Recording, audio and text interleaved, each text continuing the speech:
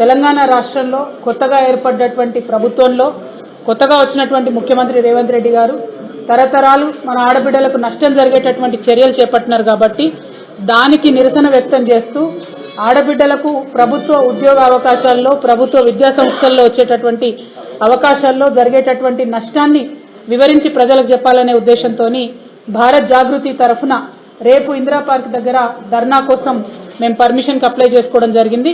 ప్రభుత్వం నుంచి ఇంతవరకు అయితే మాకు పర్మిషన్ రాలేదు.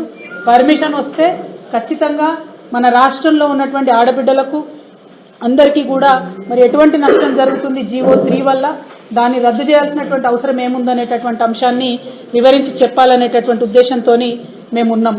మరి జీవో 3 అనేటటువంటిది మహిళలకు వచ్చేటటువంటి 33% ఉద్యోగ అవకాశాలను ప్రభుత్వ ఉద్యోగాల్లో దెబ్బతీసేటటువంటి అంశం. దాని గురించి అడిగినప్పుడు గౌరవ రాష్ట్ర ముఖ్యమంత్రి రేవంత్ రెడ్డి గారు మరి కోర్టులు ఎట్లా చెప్తే అట్లా నడుచుకుంటామని చెప్పి చేతులు దులుపుకునే ప్రయత్నం చేస్తూ ఉన్నారు. మేము అడుగుతా ఉన్నాం, అయ్యా ముఖ్యమంత్రి గారు, మీ ఓటుకు నోటు కేసు కూడా మరి కోర్టులు ఎట్లా చెప్తే అట్లా ఒప్పుకొని మీరు వదిలేస్తారా? ఆడబిడ్డల విషయంలో ఇంత అన్యాయం ఎందుకు? ఓటుకు నోటు కేసులో మీరు బోలెడంత మంది లాయర్లను పెట్టుకొని ఇప్పుడైతే అదే లాయర్లను ప్రభుత్వంలో ప్లీడర్లుగా చేసుకొని ప్రభుత్వం ధనంతోనే మీ సొంత కేసులు మీరు కొట్లాడుతూ ఉన్నారే.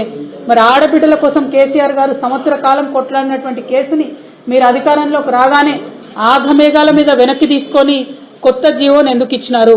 ఎందుకు తరతరాలుగా మా ఆడబిడ్డలు నష్టం జరిగే విధంగా మీరు ఈ నిర్ణయం తీసుకున్నారు? ప్రభుత్వం నుండి నిన్న ఒక చిన్న రిజైండర్ ఇచ్చి వదిలేసినారు. కానీ ప్రభుత్వ సంస్థ చెప్పినట్టుగా women and child welfare department చెప్పినట్టుగా అంత ఈజీ అంశం కాదది.